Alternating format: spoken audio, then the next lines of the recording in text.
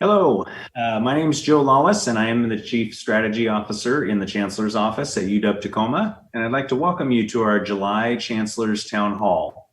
I'd like to thank you for participating with us through YouTube. We use this method in order to allow the broadest possible audience to participate.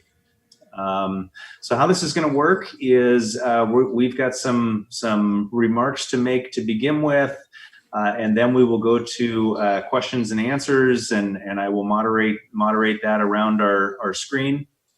If you have questions that you would like to submit, email them to uwttownhall@uw.edu. And you can do that during this if you're watching it live, or if you're watching later, you can also email questions later, and we will get back to you, and also post them on a campus Q&A.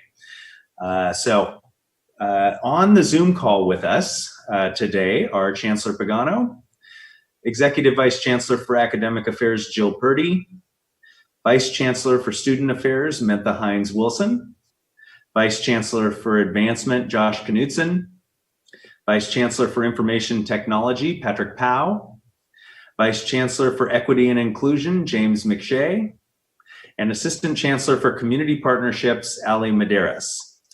So Chancellor Pagano will be calling on these participants throughout the call to help answer particular questions.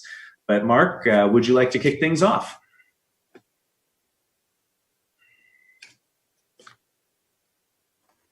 Sure. Thank you, Joe, and thank you everybody for coming to our first ever summer town hall. I would like to say our first ever virtual town hall, but this is getting to be a little bit of a regular thing now. But anyway, I hope you all had a wonderful, relaxing 4th of July, and that you're keeping diligent and safe with your stay home, your safe start situations the best you possibly can. You know, we all have a lot to lose if we can't pull this together and get it right and defeat this virus and the other two pandemics of economic crisis and racial injustice that are haunting us right alongside the COVID-19. Well, as you all know, 2020 is a year that we're never going to forget. And when I look back at how stressed we all were, I really didn't know what to expect. And I didn't know how this could possibly all work out.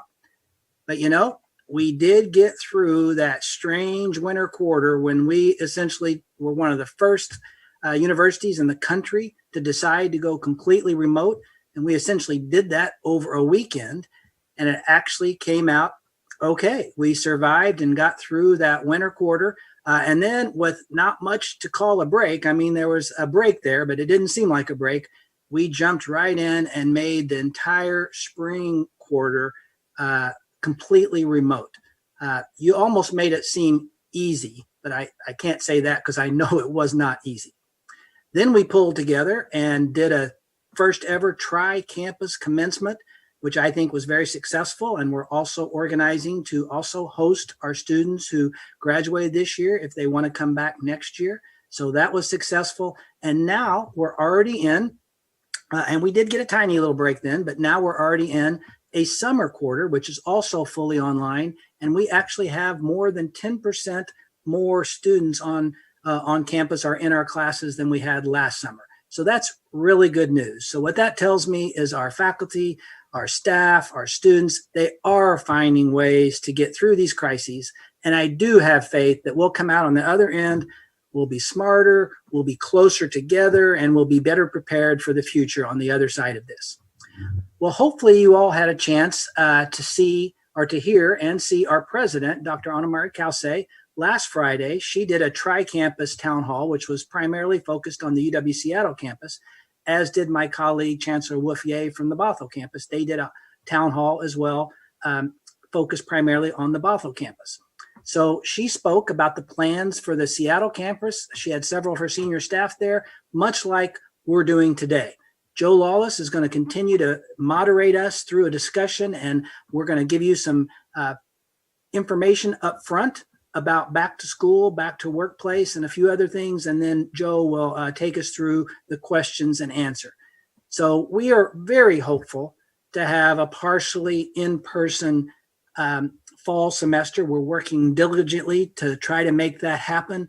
But our first responsibility at UW Tacoma is to make our campus safe and everything that we do safe for our campus community. And we very much miss seeing all of our students and our faculty and staff. We miss our campus. At least I miss our campus, and I know many of you do as well. So we have to continue to do what's right for our campus, our community, and we hope to be there. So let's go back to Joe and Jill and Mentha, and I think they're going to tell us a little bit about the back to school efforts. Thank you, Mark. I know that there's a lot of different audiences watching with us today. Some of those are faculty and staff, some are students, some are returning students, new students, new to UW Tacoma. So what I'd like to do is address faculty and staff for back to work and the work that has been going on around campus to keep us safe as we return to work.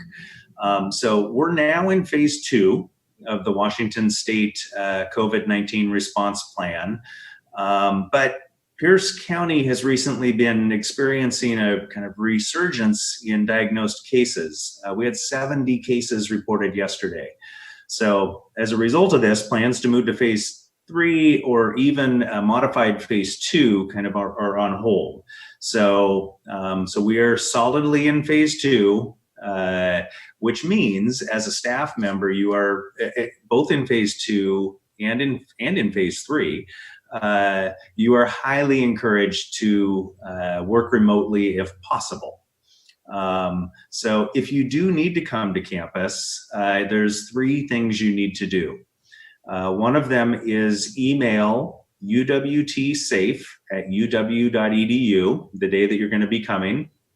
Let them know when you're going to be here and where you'll be, so that we can keep facilities clean and safe for everyone. There's a Workday, an attestation that you have to do in the Workday system. So if you log into Workday, click on the attestation, let us know that you don't have any of the symptoms of COVID for that day, and submit that.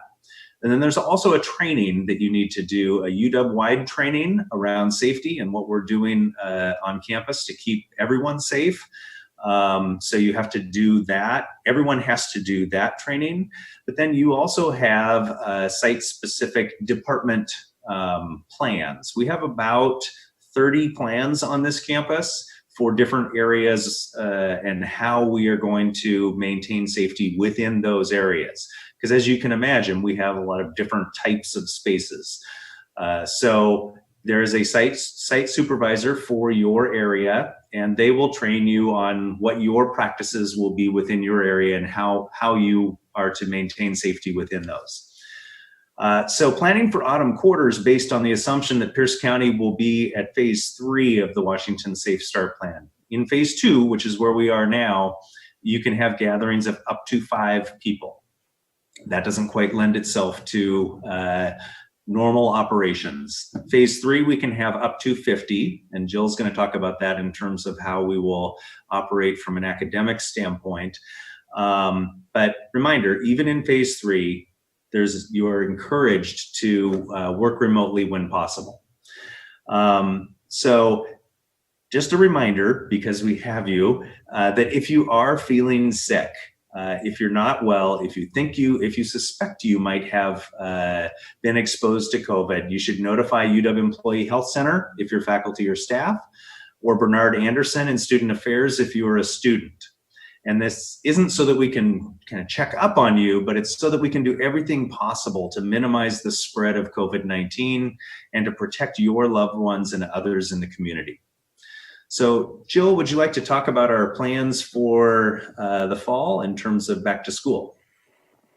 Yes, thank you, Joe. Hi, everyone.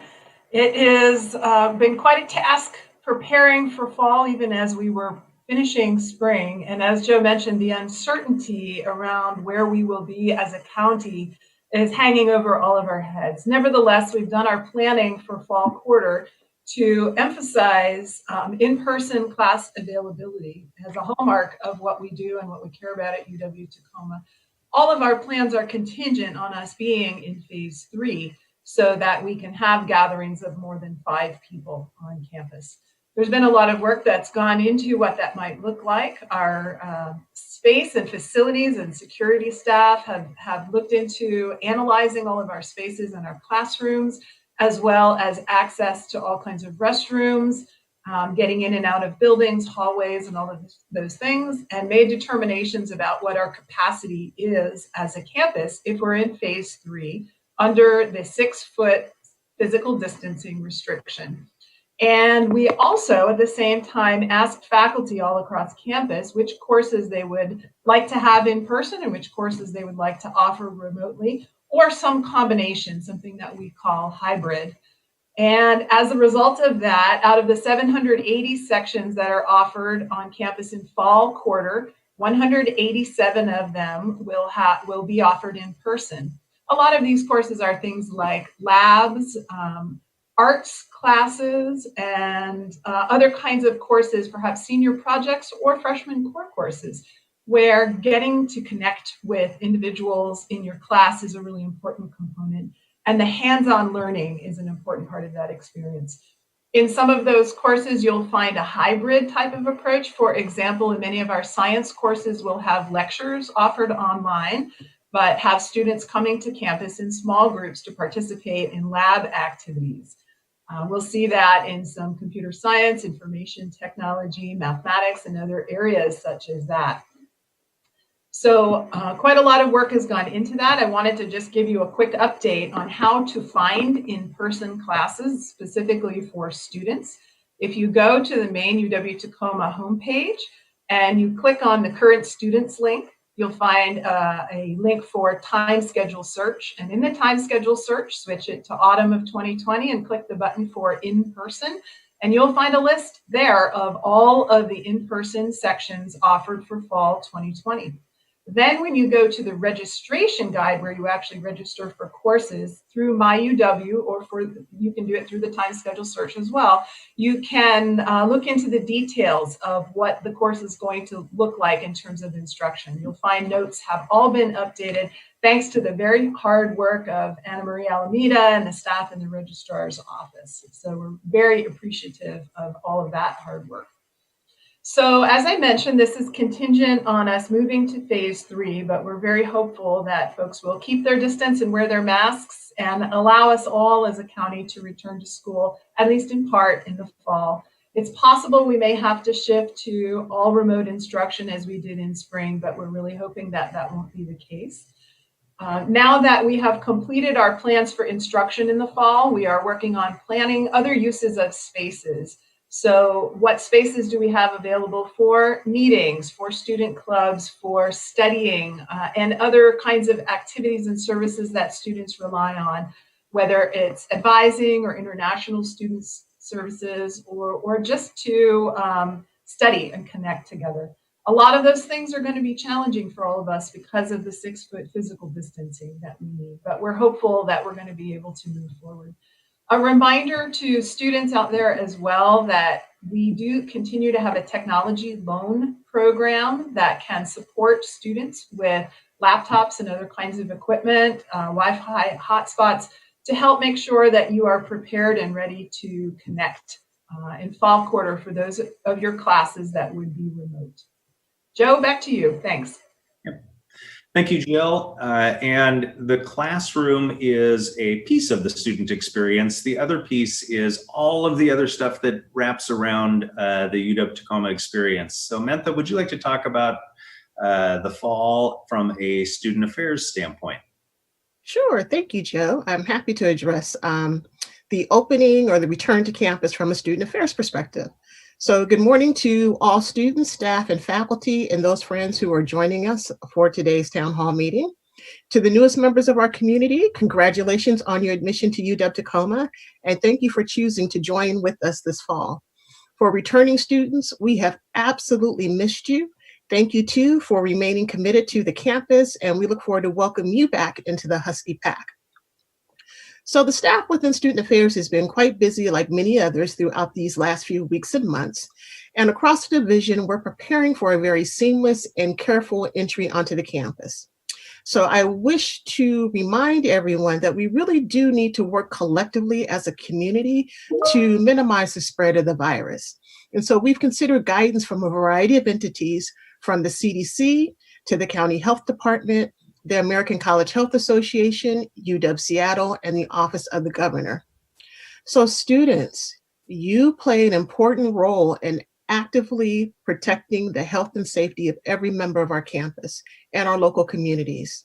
And so if you are sick, as Joe mentioned earlier, or have been exposed to a person who's been impacted by the virus, it's crucial that you contact Dr. Bernard Anderson, who will provide assistance with academic accommodations and other student support services. For the fall, I want to bring to your attention that any person on the campus will be expected to wear a face covering over the nose and mouth in all public spaces. We're also asking that everyone practice hand hygiene, maintain the 6-foot distancing requirement, and observe all safety protocols as indicated by the public health officials and college signage. So public spaces, what do we mean by that? That basically conveys everything from the parking lots to the walkways, classroom spaces, administrative offices, the residence halls, the Y, the restrooms, and other UW affiliated spaces. So the campus will make available face coverings to all students. New students will receive a special package during orientation. Now, about the fall, very quickly, what can students expect? Certainly during orientation, new students, you'll be engaging in virtual opportunities. Some of that's already happening. You've received phone calls from our peer orientation leaders. There have been connections with peer advisors and nudges from our faculty members as well. The online orientation program is interactive with lots of discussions and chat rooms and breakout sessions, and new students will be invited to a drive-in session in which you will receive the special package I alluded to earlier. On campus living Court 17, we're in the process of sitting out those agreements right now. We will de-densify Court 17, so no more than 150 students will be residing there. Combination of singles, and then those double rooms, there'll be one person per bedroom, private bath. And again, all of the requirements regarding masking in public spaces will be in place. The staff in Court 17 has done an amazing job in thinking about ways in which to engage students and build community in this uncharted territory. So definitely there'll be some programming, limited programming that will be happening in the outdoor spaces, but lots of opportunities for people to get to know each other, interact with each other, from movie nights to game nights, you name it. Ramon and Keely and others have a plan in place. So that's just a snippet of some of the information regarding what a student can experience. And just a final note, if I may, about student organizations. We refer to them as registered student groups, or RSOs, and they are all fully engaged as well, planning their meetings, planning activities, and really working with our staff to be responsible citizens in planning for outdoor programming, limited while we are in phase 2, and what that might look like in terms of phase 3. Students have expressed their desire to want to come together on occasion and engage in expressive behaviors or protest or what have you, given what's happening all around us. So I want students to also know that all First Amendment rights will be supported by the university. However, we also are encouraging students to exercise good judgment in terms of gathering in large groups and adopting COVID safety protocols to mitigate against the spread of the virus. So I'll stop there. I could go on, but I'll stop. Thank you, Mantha. Appreciate that. And I'm sure that all of our students, both new students and returning students, appreciate that and the information that you've been sharing. So I'd like to take it back to Mark now, to Chancellor Pagano, to talk about our campus response to racism. And what our campus is doing on the other crisis happening in our community and in our world right now, and then also not that they're related, but to also discuss the budget and any news, updated news in terms of the UW Tacoma budget for the coming year. Okay, thank you, Joe. I'm happy to do both of those things. So first of all of us were deeply troubled by the horrible occurrences that we saw playing out right in front of our own eyes this past spring. You know, with the deaths of George Floyd, Breonna Taylor, Ahmaud Arbery, each happening right then in rapid succession, it became too much for our country to bear. I mean, the hurt, the fear, the deep, deep sadness, the anger was heavy in the hearts of everybody, but especially our Black men and women. And this was all taking place right as our students were trying to finish the spring quarter. After the COVID-19 had already taken its toll, it took a heavy toll on our students and faculty. Then the economic fallout, which was overlaid on top of that, had folks kind of at the edge of exhaustion and collapse. Then these unbelievable killings began to occur. So, of course, we were extremely concerned for our Black students on our campus. The Faculty Senate, though, which was a fantastic thing, did step up and make a historic action to provide faculty increased flexibility in grading. And then in response to that, the president sent out a letter to all faculty across all 3 campuses, encouraging them to use this accommodation and to give special consideration to our students as they were dealing with these now 3 crises on our campus. And then Dr. Purdy and myself followed up with a personalized message to our own UWT faculty, offering the same kind of support and asking the faculty to please work with our students. And then while that was going on, I learned about, and then I actually received a student petition that was also asking for some relief from final exams and other accommodations during the spring quarter.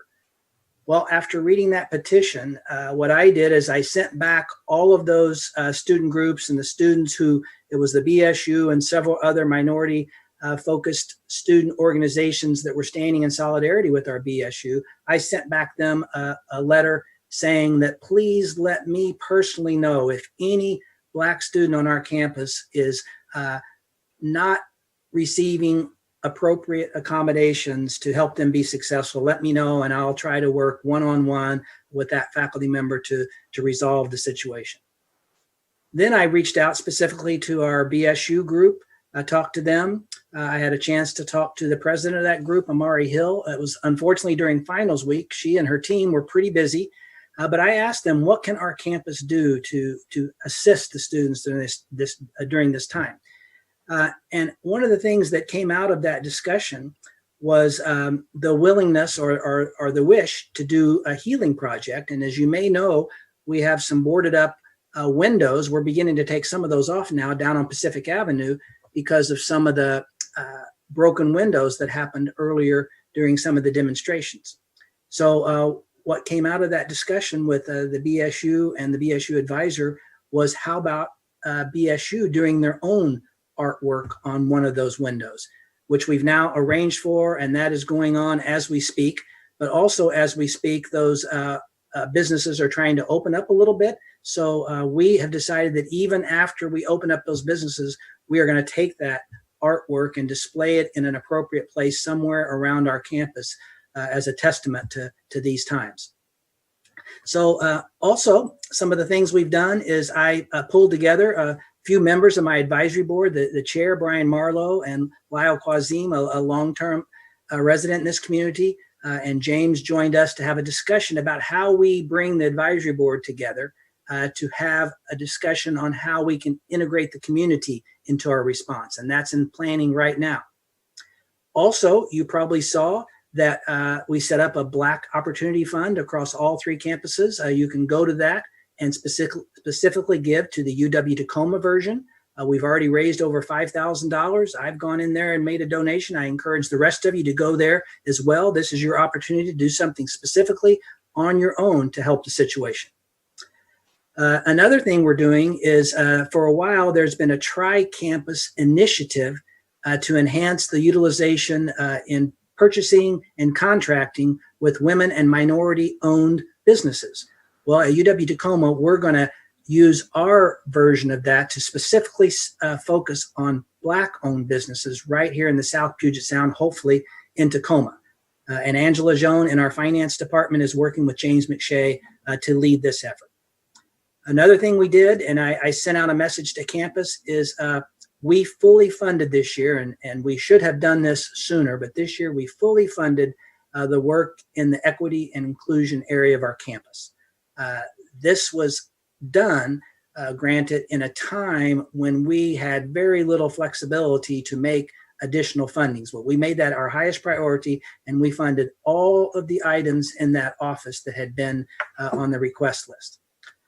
Along those same lines, you probably read my message and heard the introductions today where Dr. James McShay now has the title of Vice Chancellor for Equity and Inclusion, and we're currently talking about reformatting that position and restructuring it moving forward. Also, we've aggressively set up the infrastructure to analyze and respond to the climate survey. We are in the process of designing some professional development for mid-level managers. And James, can you tell us a little bit more about these last couple items I've mentioned? Tell us a little bit more about the details of these. Certainly. So good afternoon, everyone. And I just want to first say that we are really excited about the new investment that have been made in equity and inclusion, particularly as they really serve as the first step to us helping to shepherd the campus through a really difficult time, right? We recognize that these changes come on the heels of a national movement, one where our colleagues are all looking at how can we work to dismantle anti-Black racism as well as promote anti-racism on our campus. And so some of the initiatives that Equity Inclusion has taken on will really work to combat those issues directly. First, with regard to our own campus leadership, a few weeks ago, a small group of deans actually planned a really instrumental conversation with our campus leadership about how can we go about dismantling anti-Black racism within the context of our teaching, the work that we are doing in the communities, as well as within our own workplaces. And so our campus leadership has committed to a summer-long inquiry focused on identifying specific steps that we can take to produce kind of the outcomes that we're wanting to see. So the hope is by the end of the summer, we'll have a plan for moving forward. There's some other initiatives. One that Chancellor Pagano mentioned focused specifically on the introduction of a new program that's going to be launching this year. It's called LEAD, and it is an acronym that stands for Leading for Equity, Anti-Racism, and Diversity. And it's a leadership development institute designed for mid-level faculty and staff administrators. And the focus is going to be on them being equipped with knowledge and skills for responding to bias in workplace settings, managing conflict, also looking at ways in which they can serve as mentors and coaches to faculty and staff of color to help ensure their success in workplace settings. And so this particular initiative, again, it's going to launch this year. We're looking for it to be a cohort-based program, and it would span over the course of a quarter, a 10-week period. The other initiative that we're really excited about, and this is done in partnership with the Office of Academic Affairs, is to expand our DEI faculty development offerings. And so we are extraordinarily fortunate to have Professor Tanya Velasquez work with us on building out a series of diversity, equity, and inclusion faculty development experiences that would really build onto SEED. So for faculty who've already completed SEED, they have a pathway to facilitate their ongoing development, particularly as it relates to enhancing their own understandings of inclusive pedagogies and anti-racist pedagogies, and how can those be used to promote student retention, student belonging, as well as just overall success of our students. And so we're really excited about that work. She's also going to be looking at how to enhance our current offerings designed to support our faculty of color. So that work has started this summer, and I'm certain that she's already been connecting with many faculty, even while they're off contract, about ways in which she can provide support this coming year. The other initiative that is really, we're also very excited about, and this is coming out of our Center for Equity and Inclusion, is we're looking at launching a Black Lives Matter program series. And so this particular initiative will create conversation space for our students so that they can engage in some heavy thinking around themes that directly go to the core of the Black Lives Matter movement. looking specifically at racial justice. How do you advocate in your own spaces as an individual, but also being part of a coalition? Also looking specifically at ways in which they can have agency in creating change on our campus as well. So those are just a few of the initiatives that are underway to directly combat systemic racism that we know exists on our campus, but then also we want to be a leader in our community as well around this work. So with that, I'll turn it back over to you, Mark. Well, thank you, Dr. McShay. That was great. So with respect to our budget, since I talked to you last at the end of the quarter, not a whole lot of new things have happened with the budget. We were almost finished with the budget at that time. The Board of Regents did approve our budget, though, back on about June 11th or so. So they approved the overall UW budget, which had that shared processes budget that we worked very diligently on together, and that was approved. So that's the budget we're moving forward on.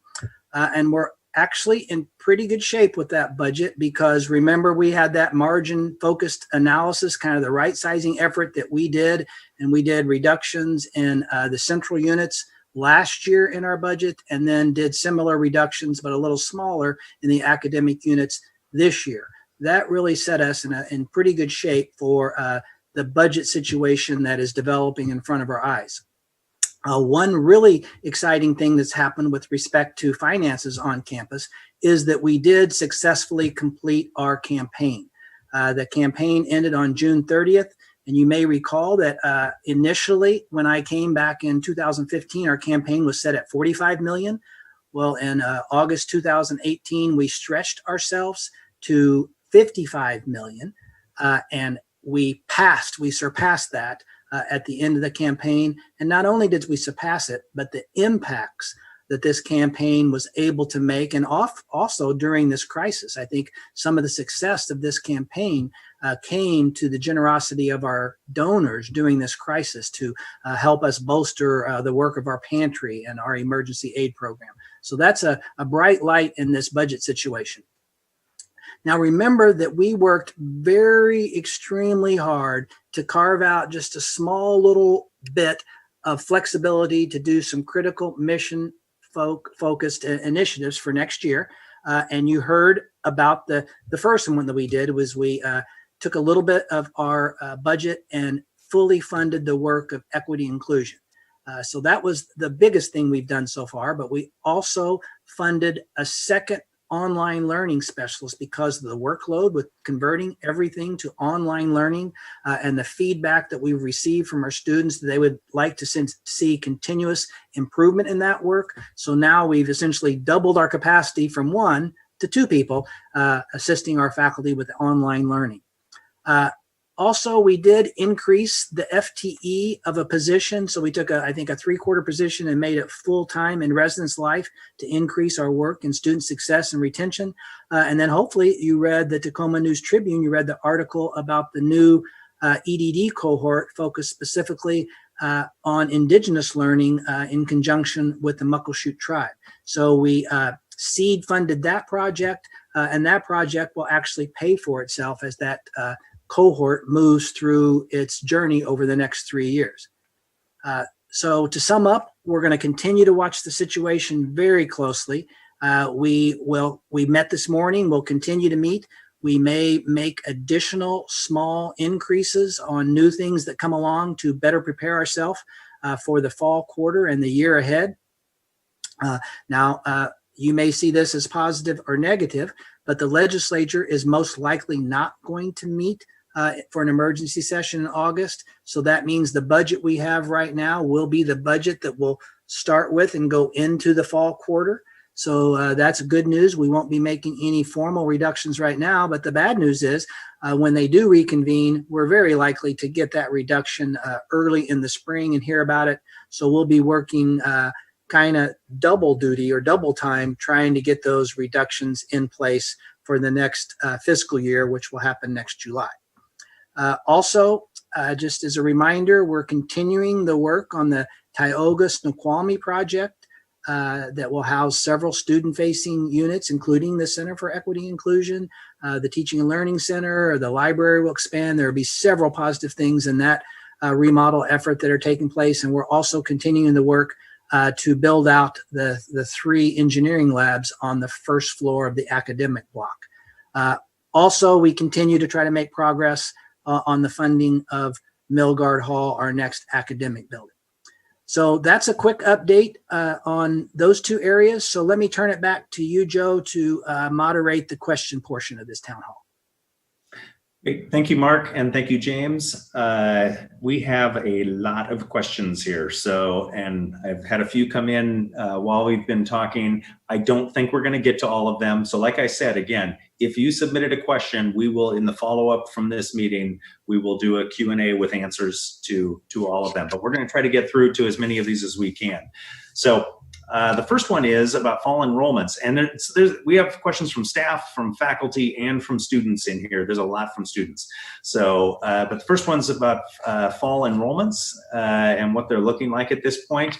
I pulled the numbers this morning. I'm going to answer this one since I look at these every day. Some good news, some bad news, and some we don't know.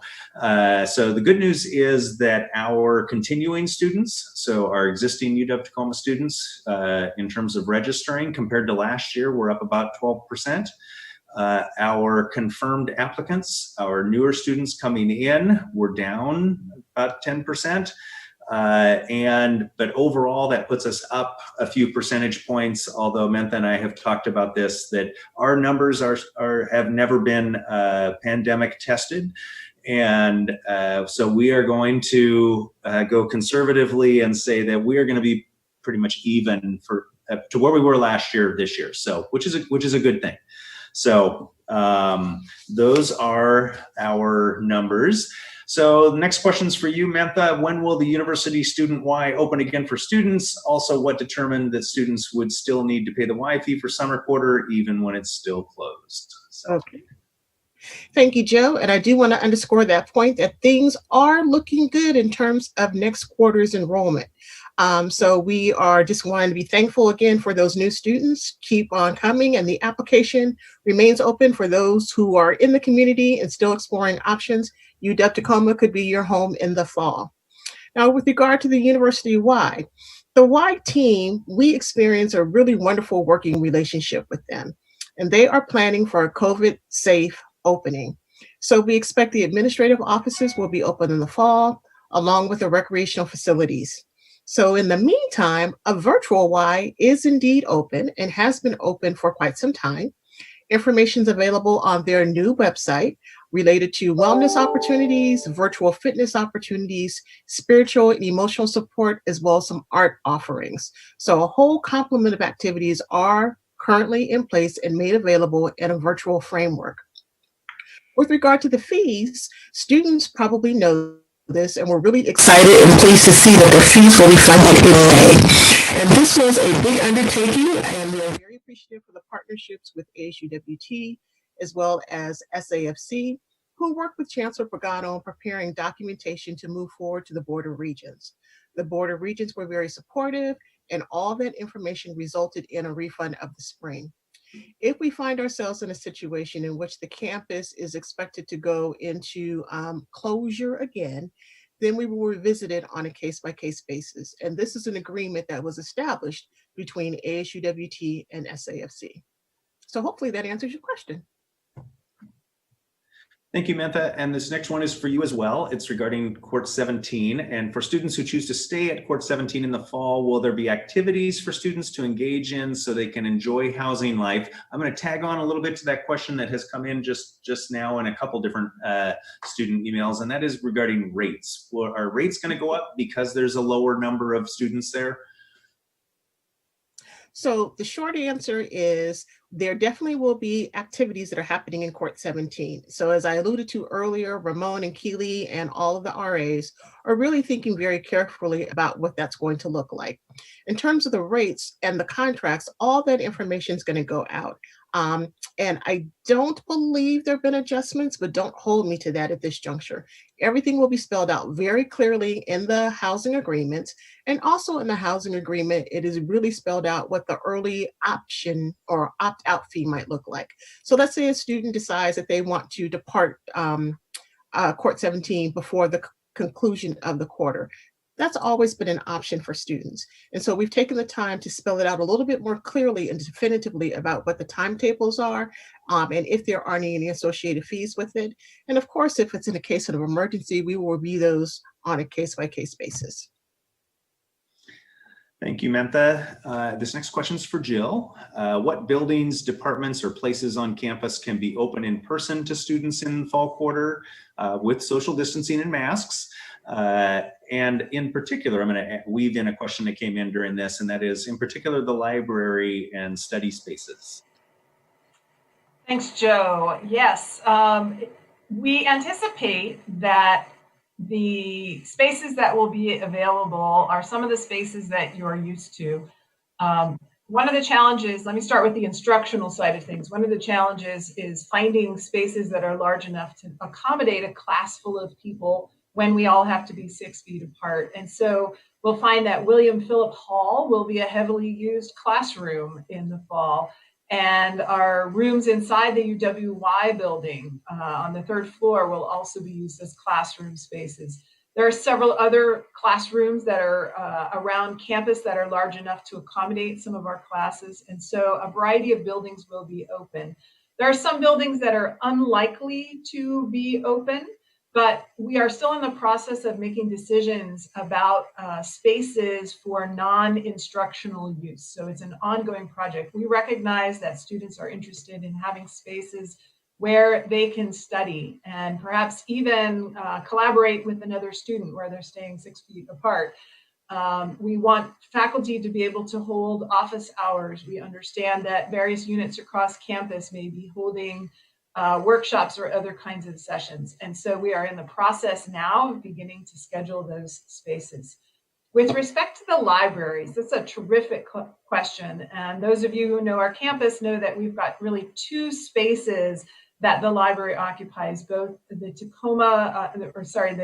Tioga Library Building, TLB, and the Snoqualmie Library Building, SNO. And that there are other offices and services that are located within these buildings. So we are in the process of doing some analysis right now on when and whether those spaces can be open.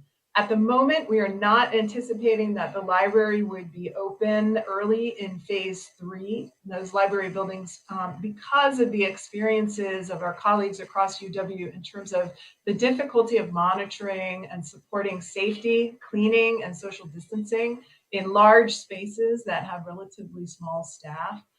And we don't want to put anybody's health or safety at risk. But we do expect our library to continue offering remote services and our other organizations that provide services in those spaces. We will be looking at the host of alternatives that are available so that students have access to resources and also have quiet study spaces available. Even if we don't open those buildings physically, we see it as a high priority to support those needs of students who use those spaces in the library buildings for something other than just checking out books and resources. I also want to say that the digital collection is really top-notch at the UW and a really important resource. We are fortunate that our weather tends to be pretty good, and so we're hoping, as Mentha had said, some outdoor spaces can be used for gatherings and other activities. All of that being contingent on moving to phase 3 as a county. Great, thanks, Jill. Next question, and we've had a few questions about this, and it's related to the university response to the Immigrations and Customs Enforcement latest rules that they've come out with. So how will UWT be addressing the latest ICE rules regarding international students? I'm happy to address that one as well, Joe, on behalf of Jeff Cohen and the Office of Global Affairs in partnership with UW as a whole. There are a couple things that we immediately sprang into action to reach out to international students to let them know what's going on and begin to address their concerns. It's important to note that the information that came out regarding changes to the F1 visa policy are not yet finalized, and the University of Washington, in partnership with other universities, is working to see if those rules can be shifted. I understand there are a number of lawsuits from states as well. So we don't yet know whether those rules are final. And so we are taking action to see if we can influence the guidelines at the same time as we are taking action to support and guide our students. As I mentioned earlier, we do have quite a few classes that are being offered in person, and those in-person classes are available to our students who are on F1 visas. We will probably be looking at everybody's schedule to see that is on a visa to identify who has already got a class that's in person, and then focusing our attention on supporting those students who don't yet have an in-person course, but identifying through advisors and the Office of Global Affairs, International Student Services, what courses are appropriate for your progression towards graduation. And so there's a lot of hard work going on right now, and we're asking students to be patient because this is not yet a final situation. It may continue to unfold. We're preparing for it if it does not change, but we're also advocating on your behalf because our international students bring so much to the educational experience of everyone at UW Tacoma. Thank you, Jill. So here's a less logistical and more advice-driven question for you, Mentha. And that is, what advice or resources would you suggest or give to students who are looking to make new friends and get connected with classmates, but feel like they have been unable to do so in a virtual or Zoom class setting? And then I also understand you have an answer to our question about housing rates. I certainly do. So let me go back to the housing rate question. I was reminded that back in the spring, we had conversations with Court 17 residents about a potential rate increase. This is something that happens on a yearly basis. There are conversations about whether or not to make those adjustments. We take it before the Board of Regents, and then the Board of Regents approves or not. Last year, based upon conversations with Court 17 residents and also taking a look at some of the market-driven information that was happening around us in terms of the explosion of apartment buildings and so forth, we went forward with a proposal to not increase rates. So if you were to talk with your friends at Seattle, they are experiencing a housing increase. Students at Bothell are experiencing a housing increase, but that will not be the case this academic year on the Tacoma campus. So if there's some concern because we are densifying the areas that the rates are going to increase, that is not going to be the case. We're going to hold true to the rates that we put forward to the Board of Regents. Now, in terms of advice on how to make connections and what resources are there, I can appreciate that this is a really unusual situation. How do you make friendships when you are spending the bulk of your time online? I would say, first and foremost, all those resources will continue to be in place, from advocacy and support to the First Gen Fellows Program, career services, veteran services. They have a full complement of activities that are going to be offered in that particular space. And again, we are working as we can when conditions allow to make available some micro programming that will occur as well. So students will see perhaps some small scale pizza parties. Students will see movie nights. There is a comedy club that's being planned. And I would say the best way to make connections is through our RSOs.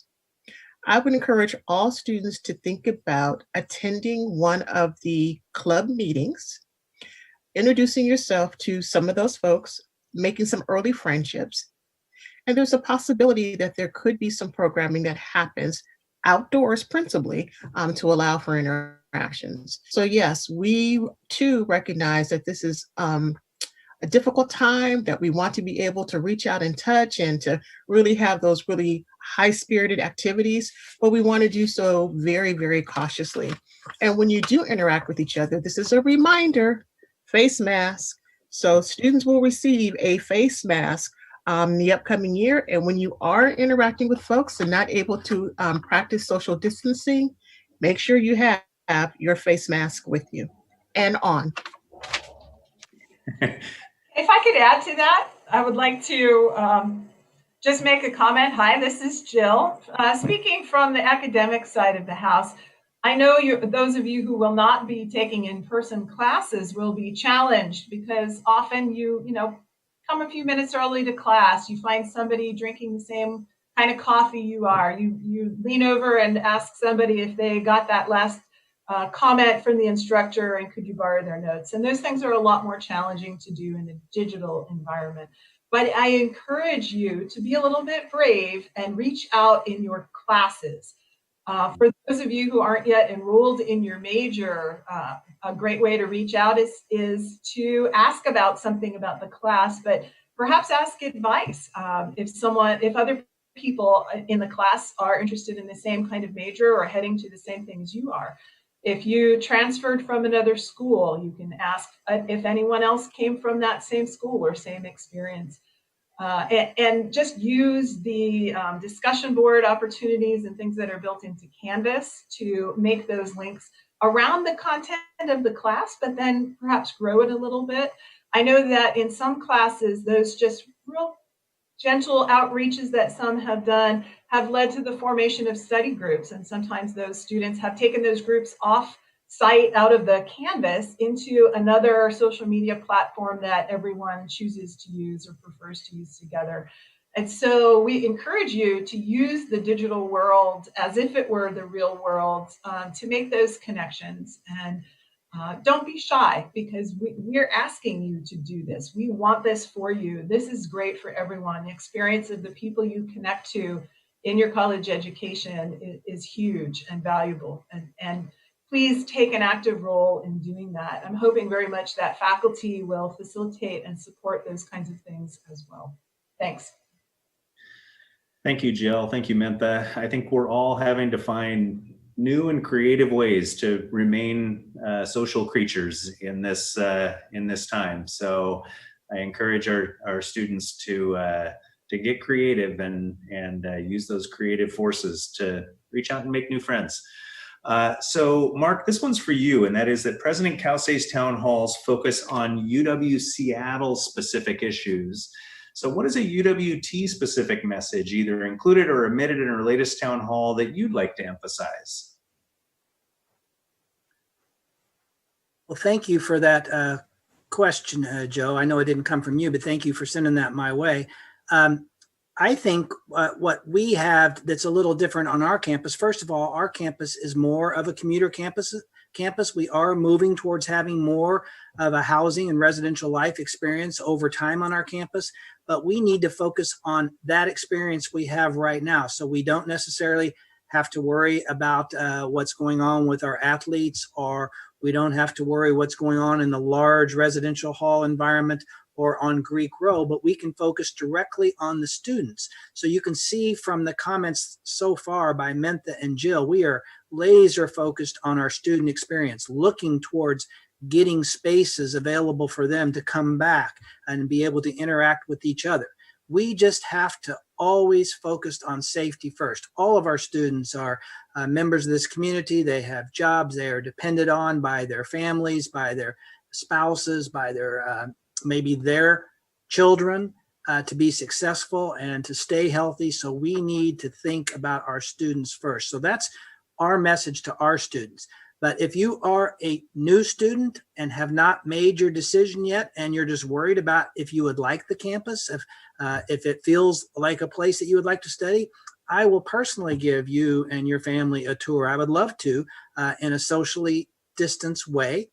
If you are all connected as a family and can be together, then I can be with you and show you around the campus. So I would love to do that.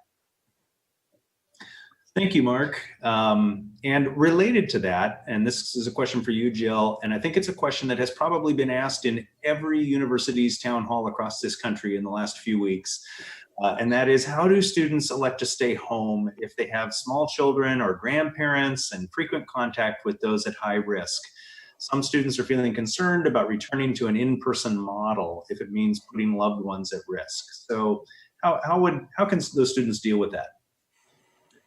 This is a really important question. It's one we're hearing not only from students, but from faculty and staff as well. Let me focus on the student side of it. It's really important that students look carefully at their scheduled classes for fall. A huge percentage of our classes are being offered with remote-only options. And so it is possible for you to design a schedule where you do not have to come to class on campus and physically be in rooms with other people if that makes you uncomfortable because of your circumstances.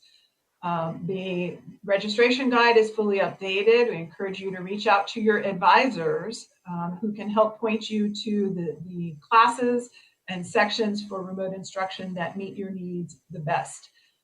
There may be a few instances where there is a required course that you need to make progress towards graduation that is being offered in fall, and it's listed as an in-person course. It's important for you to know that we have asked all of our faculty to make accommodations for students who are not going to be able to attend in person, because we understand in the midst of a global pandemic, you might be exposed and need to quarantine for a few weeks. You might come down with symptoms and not be seriously ill, but that causes you to need to stay home. There are a lot of reasons that folks are not going to be able to attend class, and we're not requiring doctor's notes or anything. If you're unable to attend an in-person meeting for a class that you need to be signed up for, please reach out to your faculty member and let them know what's going on so that they don't worry about you and think something has happened to you. But work with them to find the alternative the remote instruction alternative that allows you to stay up with the class and continue your learning. So we're getting close to the end, so I'm going to apologize to all of the people who have submitted questions that we haven't gotten to.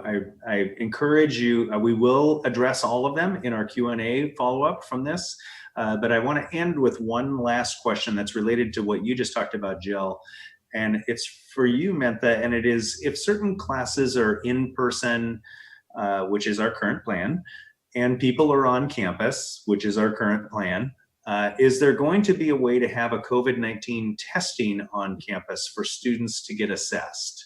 It's an important follow-up to Jill's question. So, yes, that's a very important question. And I thank the individual for bringing it forward. So yes, the university is indeed in the process of fine-tuning its protocols as it relates to testing, contact tracing, and then also self-isolation. So we are working with UW Seattle, our colleagues there. We have Hall Health. We also, as students know, have a relationship with CHI, our local healthcare entity. There's also, thankfully, support from the County Public Health Department. So across those three entities, we feel pretty good that we will have a very strong testing process in place. So I would encourage all students to stay tuned. Information will be available online, and I will, of course, communicate information as well via an email. The practice right now will be definitely, we want to attend to those students living in Court 17. We want to make sure that we have testing available for students who are living off campus. And just one little other caveat I would mention is that we have some experiences over in Court 17 already of students really, really embracing the notion of community and looking out for each other. And as of today, there has not been a case of COVID in the residence halls. So, and that's because they've agreed upon limiting the number of visitors that are coming in, the ways they interact with each other, so on and so forth. So bottom line answer, yes, there will be a testing protocol that will be announced to the campus community soon. Thank you, Mentha. So at this point, I think I'm going to turn it back over to Mark to wrap things up here. And I'd like to thank everyone for participating. So Mark, do you want to wrap things up? Sure. Thank you, Joe. And first of all, as many of you noticed, as we were going through some of the presentations and the questions, there are a lot of things that are still in development. Mentha just mentioned the testing protocol. Jill mentioned several, and Joe and others have mentioned things that are in development right now. So I would encourage you to check back often.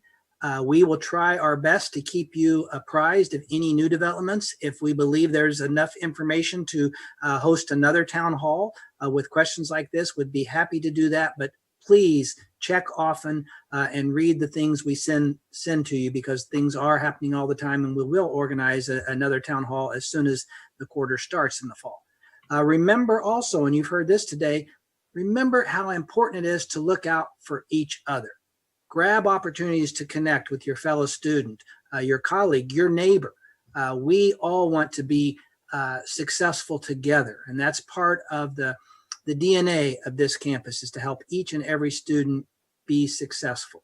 And then lastly, I would also like to thank several people. I'd like to thank the technical crew that helps us put this together. Today, I believe we have Josh and Mark behind the scenes keeping us on track. We also have John Burkhart and Joe Lawless, who have helped us put this together and read the questions for us. And also this wonderful group of panelists I have here. I feel so fortunate to work at a campus that has such a great leadership team committed to the success of our faculty, staff, and students. So thank you, panelists, for your great answers. And thank you last to all of you who have joined in today that care about what happens at UW-Tacoma. And we look forward to talking to you again too soon, hopefully in person, but if not, on another live forum like this. So thank you all.